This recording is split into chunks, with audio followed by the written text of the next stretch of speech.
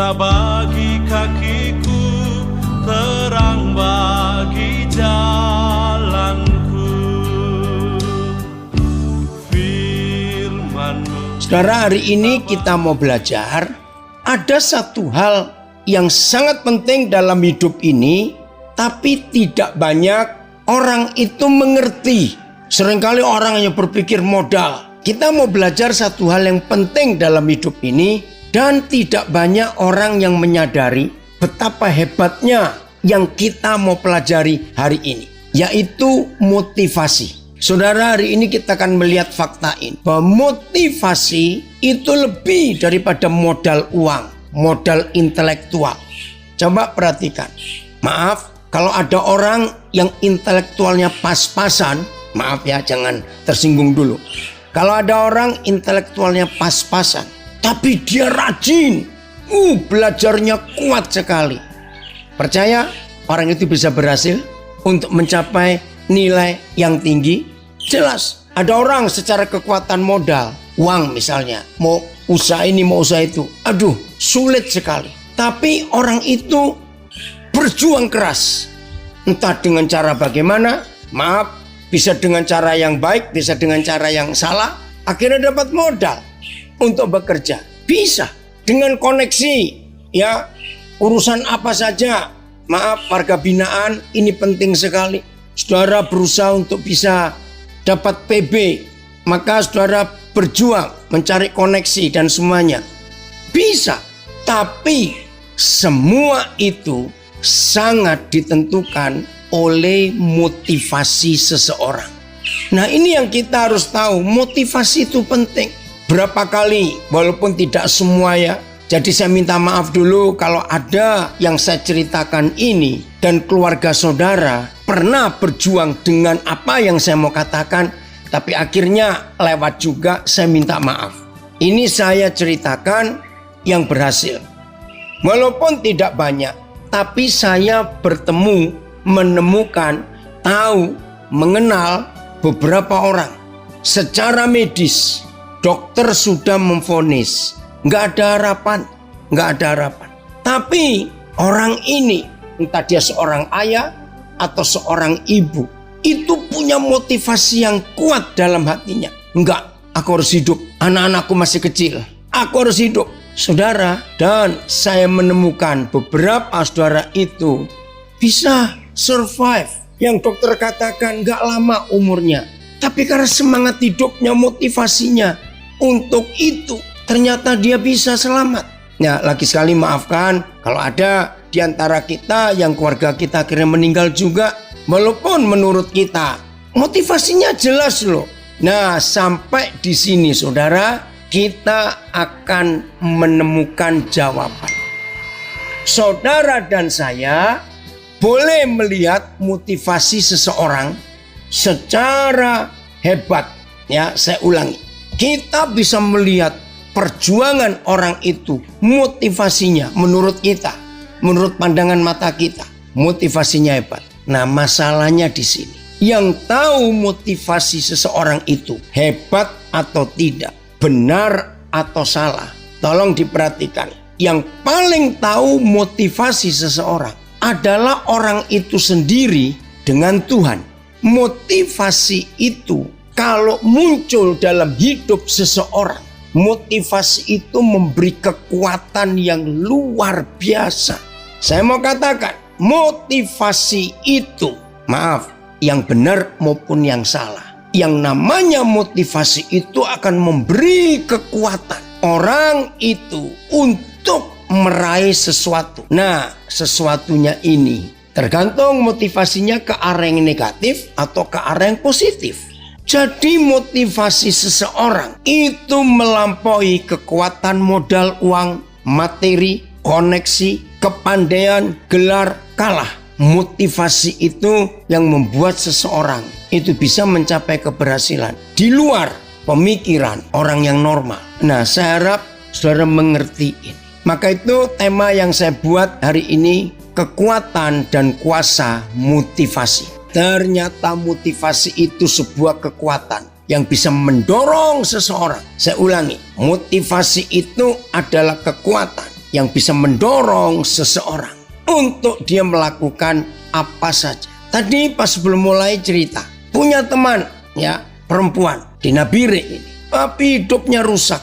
Maaf, tapi berhasil untuk meyakinkan dia lepas dari semua cara hidup yang hura-hura, cara hidup yang merusak dirinya. Bersyukur berhasil, sebulan anak ini tidak terjerumus lagi.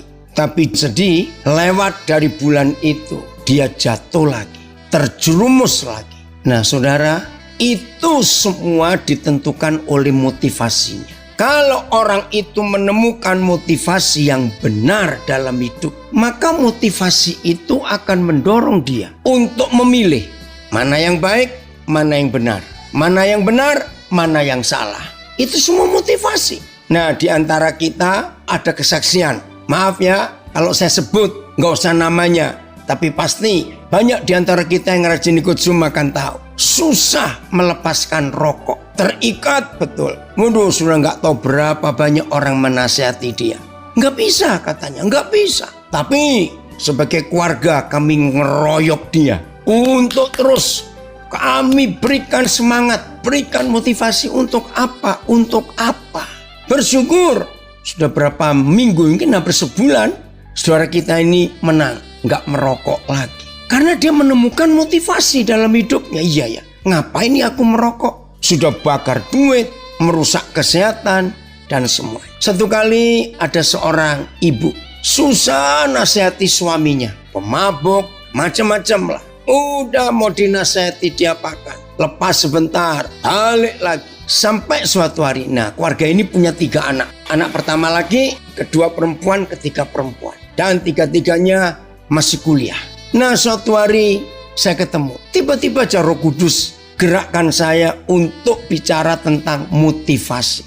Nah sambil santai kami cerita. Saya nggak ngomong soal minuman kerasnya, alkoholnya, tidak. Tiba-tiba Roh Kudus mengajak saya bicara gini. Wih hebat ya, 3 anakmu sudah kuliah. Bangga ya, namanya orang tua.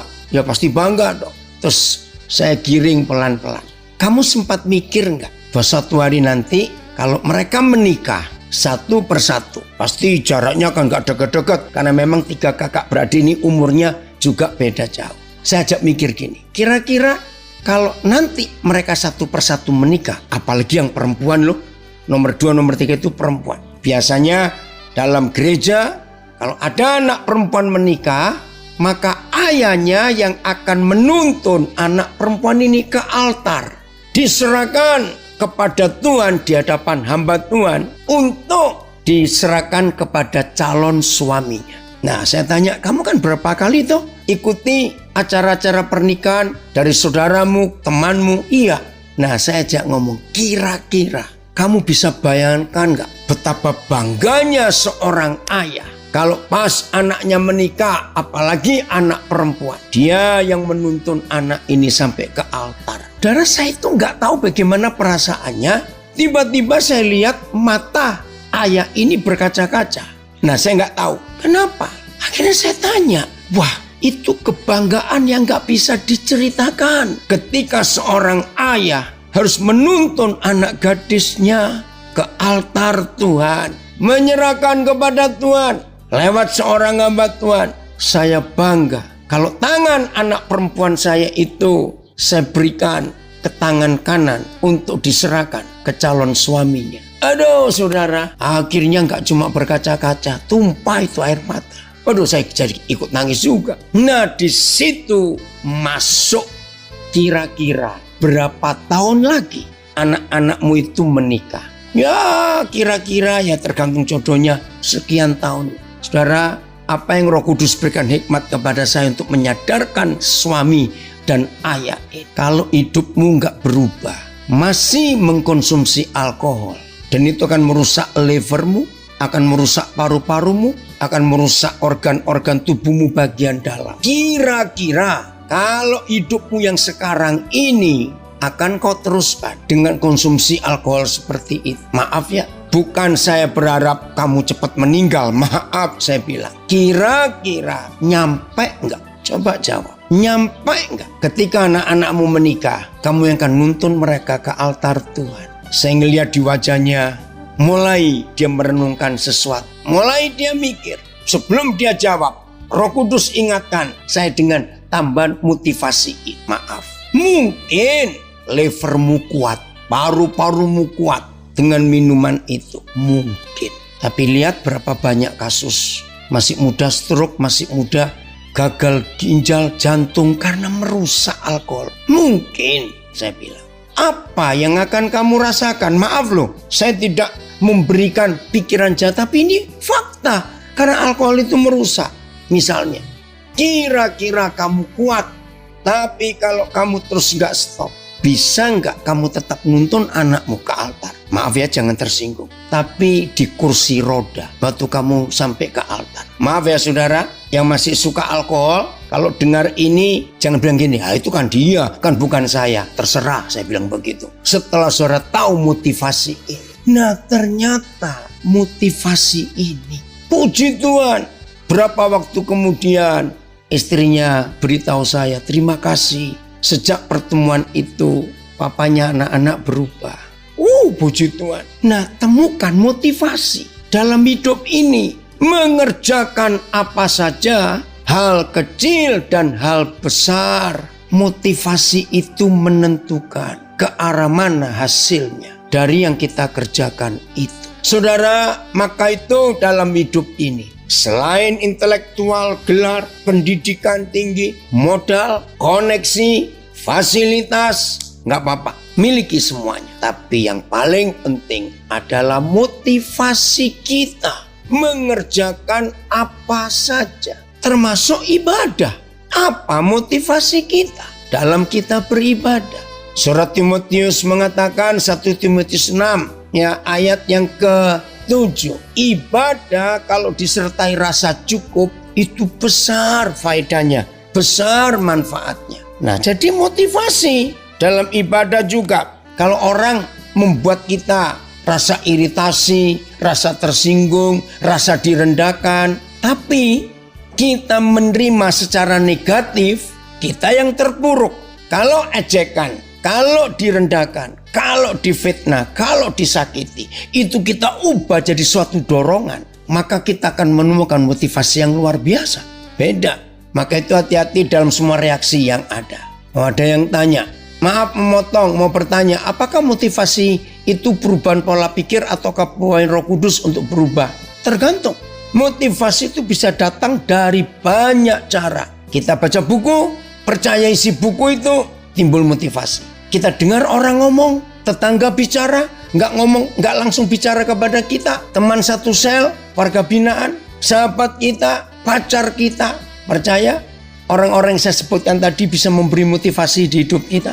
Saya baca dulu 1 Timotius 6 ayat 6. Jadi ibadah pun harus kita tanya, motivasinya kamu ibadah untuk apa? Memang ibadah itu kalau disertai rasa cukup memberi keuntungan besar.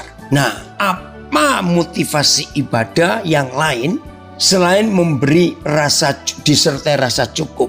Maaf, 90 sekian persen, maaf jangan tersinggung, 90 sekian persen manusia itu beribadah ternyata tujuannya supaya dilihat orang, maaf jangan tersinggung. Maka itu selama pandemik semua agama di dunia motivasi ibadahnya teruji. Apakah ketika kita tidak bisa ibadah seperti sebelum pandemik, rame-rame ibadah, bagaimana? Apakah ketika kita ibadah sendiri dengan Tuhan, nggak ada yang ngelihat? Apakah kita sekusuk? Tahu kata sekusuk? Seserius waktu kita ibadah rame-rame. Maka itu ketika pemerintah selama pandemi memberi aturan agama, baik Kristen, Hindu, Muslim, Buddha, nggak boleh kumpul. Nah, motivasi teruji. Apakah kita tetap beribadah walaupun nggak dilihat orang? Maaf ya saudara. Jadi motivasi akan datang dengan banyak cara. Melihat seseorang, melihat seseorang. Salah seorang cucu saya, dia punya motivasi yang luar biasa sejak satu hari, sejak satu hari. Teman sekolahnya ini masih kelas 4 SD, pingsan di sekolah. Nah, kebetulan cucu saya itu ini teman dekatnya yang pingsan. Dia nangis. karena pingsan. Nah, setelah tahu teman ini pingsan gara-gara orang tuanya tidak bisa membawakan bekal untuk makan di sekolah. Karena di sekolahnya cucu saya ini tidak boleh ada orang jualan. Orang tua harus menyiapkan makanan dari rumah. Nah, ternyata cucu saya ini tahu temannya ini jarang bawa bekal. Ditanya, akhirnya aduh itu lebih sedih lagi. Papa mamanya di rumah rajin bertengkar.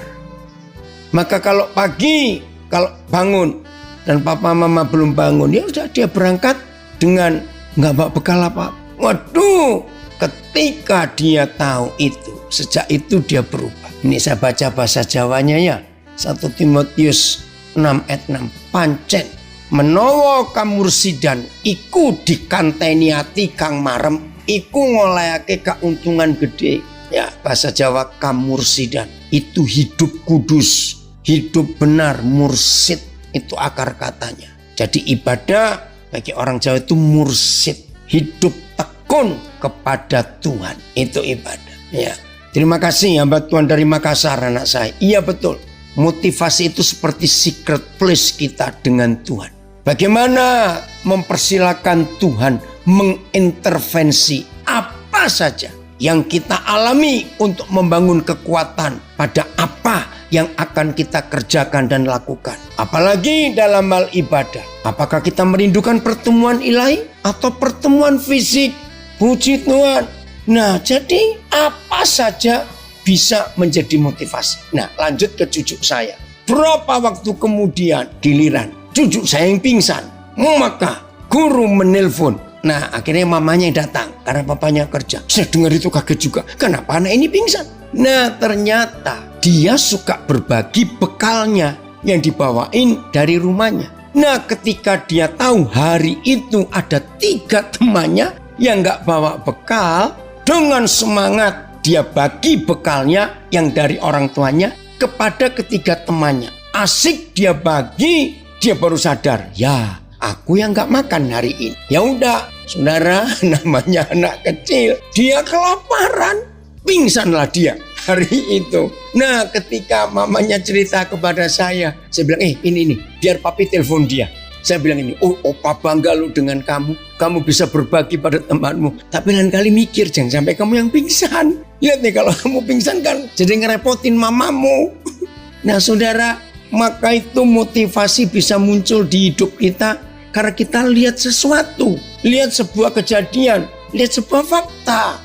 Nah, berbahagialah kita kalau kita bisa menemukan motivasi yang murni, motivasi yang ilahi. Perhatikan 2 kata ini. Berbahagialah setiap kita kalau kita bisa menemukan motivasi yang murni. Apa itu motivasi yang murni? Motivasi yang tidak diarahkan kepada keuntungan pribadi. Saya ulangi, motivasi yang tidak diarahkan untuk keuntungan pribadi. Itu motivasi yang murni. Nah, pasti ada yang komen juga lah. Kalau nggak untung terus hidup ini bagaimana? Ini rahasia yang luar biasa. Kalau saudara sempat tanya. Nah, kalau nggak ada pemikiran untuk diri sendiri bagaimana? Saudara percayalah.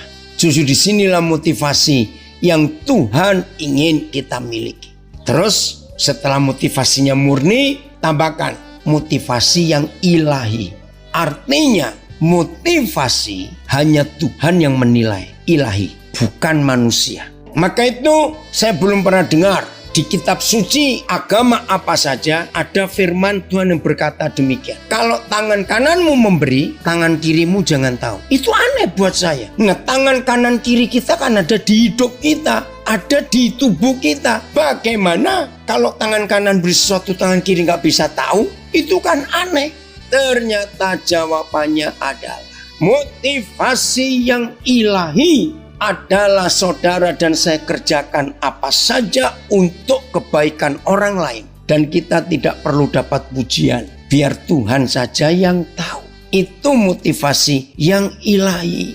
Maka itu penting 2 ini kita temukan. Motivasi harus murni. Satu-satunya kemurnian motivasi kita. Kita nggak cari untung buat diri sendiri. Motivasi yang ilahi. Biar Tuhan yang menilai. Nggak perlu penilaian manusia. Maka itu maaf ya. Jadi apa kesimpulan? Kalau Tuhan Yesus berkata, kalau tanganmu memberi, tangan kirimu jangan tahu. Gini aja gampangnya. Kalau saudara sudah memberi ke suatu yayasan, ke suatu lembaga, ke suatu pelayanan sosial, ternyata pengurus yayasan itu, LSM itu lupa nulis nama saudara dan mencantumkan jumlah yang saudara beri. Dan saudara tidak marah. Nah itu ilahi dan murni. Tapi kalau saudara memberi maaf, lalu orangnya lupa nulis dan lupa memberi laporan, saudara marah. Nah nilai sendiri. Itu motivasi yang enggak murni dan yang enggak ilahi. Ada komen dari hamba Tuhan di Surabaya. Terima kasih. Pengajarannya selama ini bisa menginspirasi saya untuk menyampaikan renungan pada orang lain dari ayat dan pengajaran yang disampaikan. Puji Tuhan. Jadi saudara, motivasi terus murni dan ilahi. Motivasi yang murni, motivasi yang tidak mengarah hanya pada keuntungan diri sendiri. Amin. Oh, itu yang Tuhan rindukan atas kita. Oh, tadi dari Lapas Makassar ada yang komen soal mabuk. Celakalah mereka yang bangun pagi-pagi dan terus mencari minuman keras dan duduk-duduk sampai malam hari, sedang badannya dihangatkan anggur. Ya hancur kalau kita seperti itu. Jadi ayo kita temukan motivasi dalam hidup kita, mengerjakan apa saja. Nah, kita lihat ayat ini. Filipi 1 ayat yang ke-22. Filipi 1 ayat 22. Mari kita belajar. Tetapi jika aku harus hidup di dunia ini. Kalau harus hidup di dunia ini, berarti yang nulis ini, yang berkata ini, dia nggak ingin lama-lama hidup di dunia ini. Tapi kalau harus hidup di dunia ini, itu bagiku bekerja memberi buah. Jadi mana yang harus kupilih? Aku tidak tahu. Terjemahan yang lain. Akan tetapi jika aku harus hidup di dalam tubuh ini, berarti aku akan bekerja menghasilkan buah. Lalu mana yang harus kupilih? Maksudnya mau cepat mati? Itu indah karena bertemu Kristus? Atau tinggal di dunia ini? Aku tidak tahu. BIS. Tetapi kalau dengan hidup di dunia ini saya dapat melakukan pekerjaan yang lebih berguna, maka saya tidak tahu mana yang harus saya pilih. TSI. Tetapi kalau saya masih hidup di dunia ini, saya akan terus berusaha untuk mendapatkan hasil yang lebih banyak lagi dalam pelayanan saya kepada Tuhan Yesus. Jadi kalau saya diberi izin untuk memilih, saya tidak tahu apakah saya lebih senang hidup atau segera mati. Nah ini jadi jelas Paulus secara logika lebih baik cepat-cepat meninggalkan dunia ini karena dia tahu sasarannya kemana. MLT. Namun jika hidup di dalam daging, bagiku hal itu merupakan buah pekerjaan. Lalu apa yang akan kupilih? Aku tidak tahu. Tetapi jika aku hidup di dunia ini, aku harus bekerja dan beramal mulia. Aku tidak tahu mana yang harus kupilih. Jika aku terus hidup dari segi jasmani, ini akan bermakna usahaku membuahkan hasil. Yang mana akan kupilih? Aku tidak tahu. Nah, jadi hidup yang tidak mencari keuntungan buat diri sendiri adalah hidup yang kita harus belajar dari pohon buah-buahan. Saya ulangi, bagi saudara yang selama ini belum punya menemukan motivasi yang benar, lihat ini. Kalau Tuhan memberikan kita firman ini, hidup seperti pohon buah. Ternyata pohon buah-buahan itu luar biasa. Motivasi mereka, motivasi yang sangat murni. Kenapa harus pohon buah? Ini motivasi yang luar biasa tentang pohon buah itu. Begini, pertama saya belajar juga saya kaget tentang pohon buah ini. Saudara, saya nggak tahu di alam ini ada bukti apalagi yang lain ya tentang pohon buah. Saya tidak tahu. Tapi kita akan belajar tentang motivasi pohon buah ini. Begini perenungannya. Saudara, siapa yang belum pernah sadar dan baru hari ini sadar, ternyata sampai hari ini tidak pernah ada pohon buah-buahan yang pernah tahu rasa buahnya sendiri. Saya ulangi, ternyata pohon buah-buahan paling gampang kita untuk belajar tentang mereka. Apa itu? Saudara pernah tahu nggak bahwa pohon buah itu sampai hari ini, kalau pernah ada yang tahu, saya mau belajar, beritahu saya. Tapi setahu saya nggak ada. Ternyata tidak ada pohon buah-buahan, pohon pepaya, pohon tomat, pohon durian, pohon alpukat, mangga, pokoknya pohon buah-buah yang pernah tahu rasa buahnya sendiri. Yang belum pernah sadar, belum pernah tahu, hari ini saudara silakan mikir. Artinya, mana ada pohon durian makan buah duriannya? Mana ada pohon mangga makan buah mangganya? Ngerti nggak maksud? Saudara, tahun 70-an yang lalu, Roh Kudus pertama kali memberi saya pengertian Filipi 1 ayat 22 ini. Jadi pohon buah-buahan itu yang tidak pernah tahu rasa buahnya sendiri. Logikanya, maka itu saya bisa menemukan motivasi yang benar. 1, harus murni. 2, ilahi. Murni itu seperti pohon buah, saudara. Betul-betul pohon buah itu selama mereka hidup berbuah bisa ribuan tahun, mereka nggak pernah tahu rasa buahnya. Kita yang paling suka makan buah-buahan itu, tapi mereka tetap berbuah terus loh, saudara. Karena Roh Kudus kalau ngajar saya tidak pakai logika teolog, logika anak-anak, maka itu jadi gampang dimengerti. Jadi kalau hari ini saudara menemukan motivasi, saudara sungguh-sungguh luar biasa. Pohon buah tidak protes ataupun marah, buahnya dirampok oleh kita manusia. Benar. Jadi saudara, ayo kita berbuah terus. Jadi dampak, jadi berkat buat banyak orang. Maka itu kalau ada yang ganggu, maaf ya, ini salah satu contoh. Kalau ada yang mengganggu, ada yang mengusik keuangan saudara, dan saudara marah, berarti saudara punya motivasi yang salah. Tapi kalau ada yang mengusik keuangan kita dan kita tidak marah, itulah pohon buah. Luar biasa. Jadi dalam hidup ini saudara, menyenangkan sekali kalau kita mau hidup sebagai pohon buah. Saudara, inilah konsep hidup. Ya, motivasi yang murni selalu muncul dari dorongan Roh Kudus. Betul. Kalau motivasi itu bukan datang dari dorongan Roh Kudus, berarti motivasi rata-rata datang dari dorongan ego kita. Nah, semua motivasi yang datangnya dari dorongan ego, hasilnya orang itu pelit. Nah, gitu aja dah. Maaf. Betul enggak? Orang itu pasti pelit kalau dari dorongan ego. Tapi kalau dari dorongan Roh Kudus, motivasi itu luar biasa. Terima kasih Bapak untuk ini. Pohon buah-buahan yang juga nggak pernah protes ketika buahnya dilempari batu oleh anak-anak kecil. Iya, oke. Puji Tuhan, diusik tapi nggak marah. Betul, maka itu tolong ya, yang masih merasa nggak aman ketika keuangan saudara diganggu. Ayo kita belajar untuk itu. Semua kita harus siap punya motivasi itu. Sekarang kita belajar dari hidup Tuhan Yesus. Motivasi yang luar biasa dalam hidupnya. Ya, kita belajar. Mari kita buka Matius pasal 14. Ini motivasi Tuhan Yesus. Ayat 14. Ketika Yesus mendarat, Ia melihat orang banyak yang besar jumlahnya, maka tergeraklah hatinya. Ya, kata tergeraklah ini motivasi. Saya ulangi. Ketika Yesus mendarat, Ia melihat orang banyak yang besar jumlahnya, maka tergeraklah hatinya oleh belas kasihan kepada mereka, dan Ia menyembuhkan mereka yang sakit. Maka tergeraklah hatinya. Saudara, kita keluarkan kata ini, tergeraklah hati. Nah, gerakan inilah yang akan memunculkan motivasi. Orang yang selalu tergerak, ngumpulkan duit, tergerak loh ya, tergerak. Ini rata-rata sikap manusia seperti itu. Ngumpulkan duit.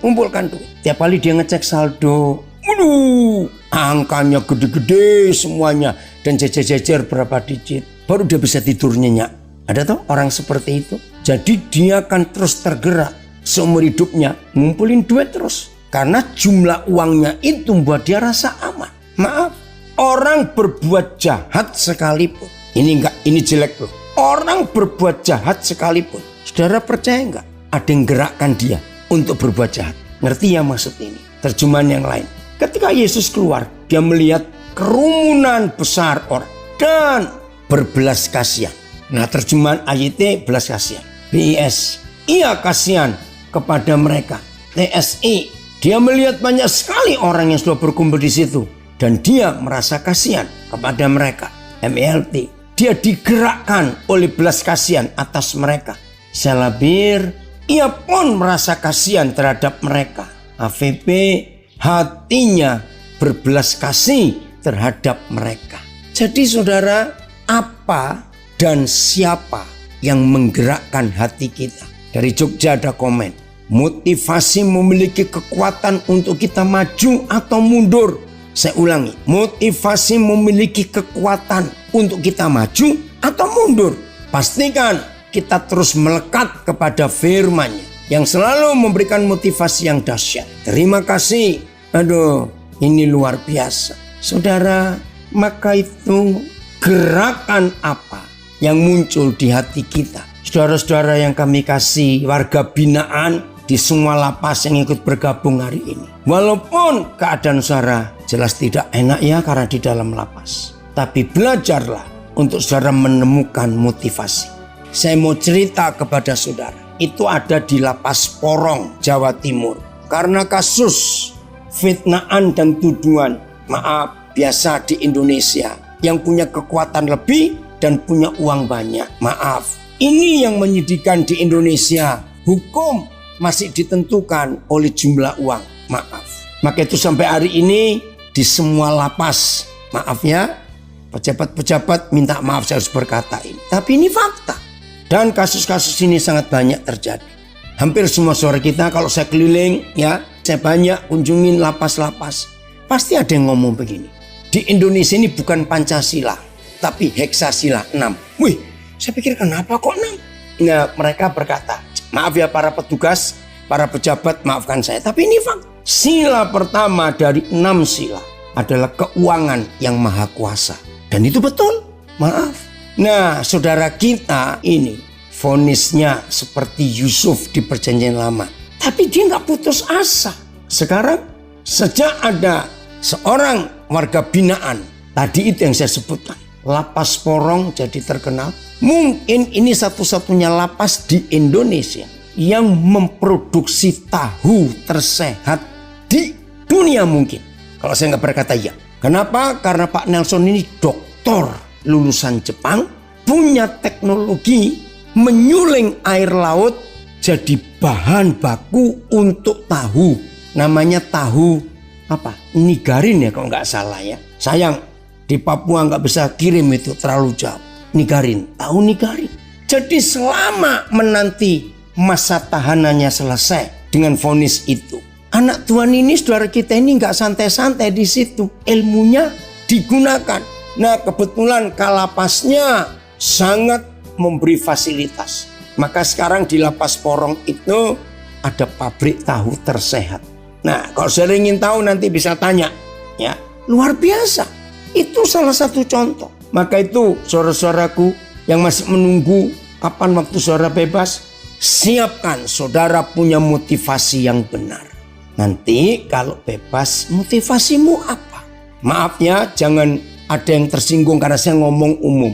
Kan tidak sedikit warga binaan itu motivasinya salah. Maka itu berapa kali kejadian. Baru bebas 3 bulan ketangkap lagi. Baru bebas sebulan ketangkap lagi. Baru bebas sekian waktu ketangkap lagi. Maaf, karena motivasinya apa? Ya pengen masuk lagi. Maaf, maka itu buat jahat. Saudara, ini yang kita harus tahu. Motivasinya apa? Termasuk menikah. Orang menikah juga harus tahu motivasinya. Maaf, kalau menikah motivasi hanya seks. Ngeri itu rumah tangga. Kenapa? Karena suatu hari di usia tertentu seks akan berhenti. Nah, bayangkan kalau motivasi seks, yang satu istilah saya sudah kering, yang satu masih sanggup. Bukankah terjadi perselingkuhan di situ? Saudara, ini masalah yang kita harus tahu motivasi kita apa. Untuk apa saja dalam hidup ini. Motivasi itu sangat menentukan. Jadi kalau motivasi kita itu jelas dari Tuhan, hasilnya akan luar biasa. Yesus melihat orang banyak, lalu tergeraklah hatinya untuk menyembuhkan mereka semua. Marilah hidup Yesus ini kita jadikan model. Melihat orang banyak. Tiap kali kita melihat orang banyak, timbul apa? Ya ini cuma intermezzo saja. Sebuah pantai di Pangandaran, wih, orang berjubah.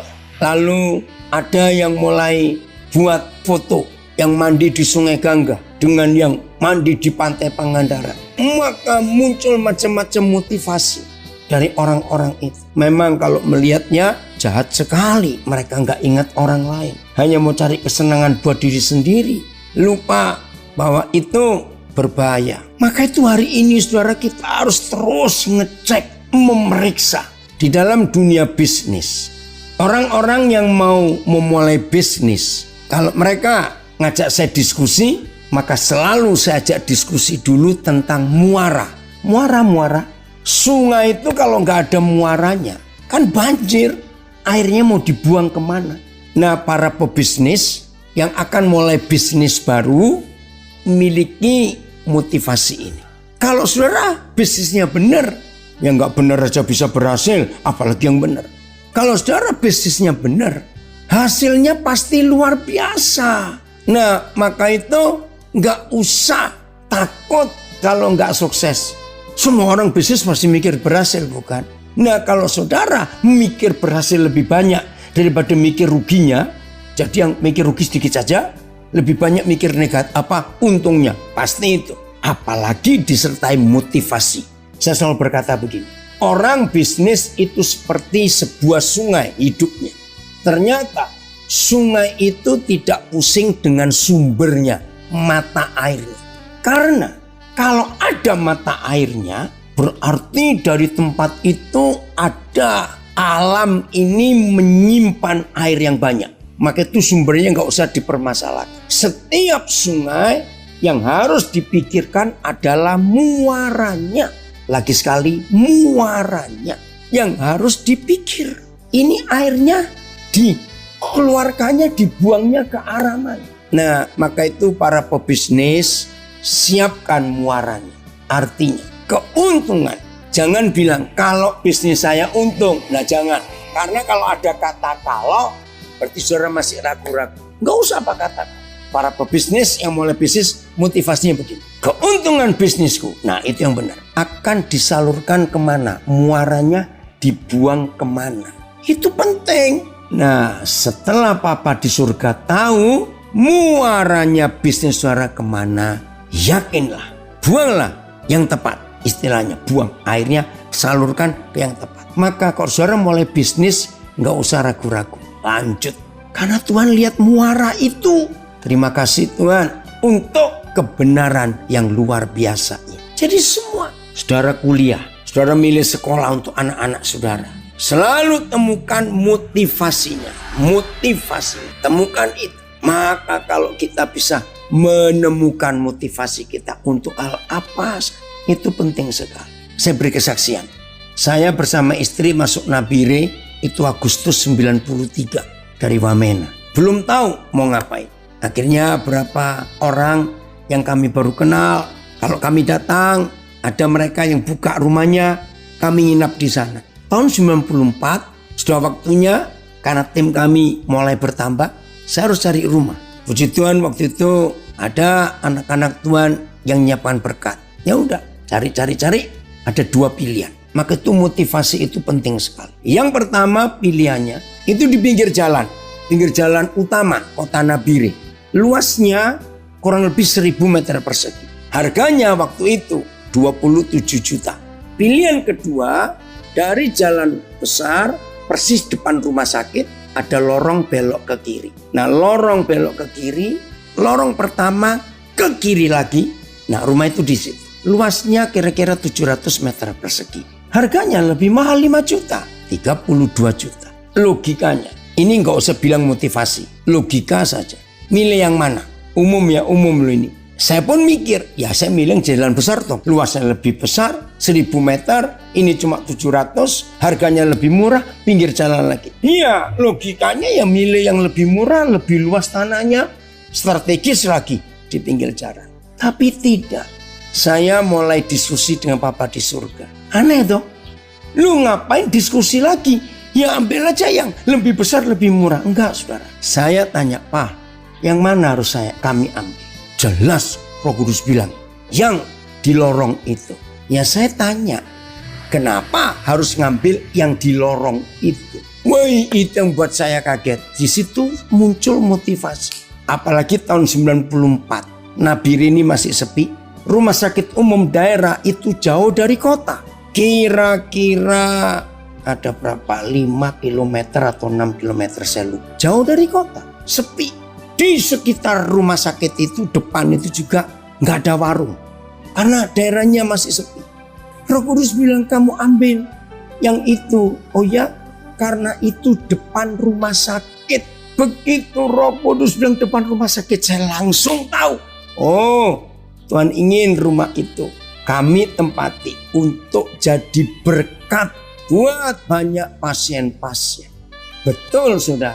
Ya udah, kami beli yang lebih sempit tanahnya, lebih mahal tempatnya, lebih masuk ke dalam. Tapi betul saudara, sebelum daerah itu berkembang, maka hampir semua pasien di rumah sakit umum perlu air panas, perlu tikar, perlu makanan yang mendadak untuk pasien, untuk yang jaga waktu itu.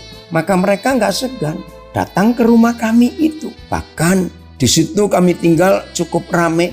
Ada berapa hamba Tuhan. Maka ketika banyak pasien perlu pendeta, mau jam berapa saja, mereka nggak segan ketuk rumah itu untuk kami jadi berkat. Sekarang sudah nggak begitu, kalau sudah ramai sekali. Banyak, ada kios, ada apotek, ada rumah makan, dan banyak macam-macam lagi. Tahun 94 sampai awal 2000-an, masih sepi daerah itu. Nah, itulah motivasi. Saudara, jadi penting dalam hidup kita menemukan motivasi untuk mengerjakan apa saja.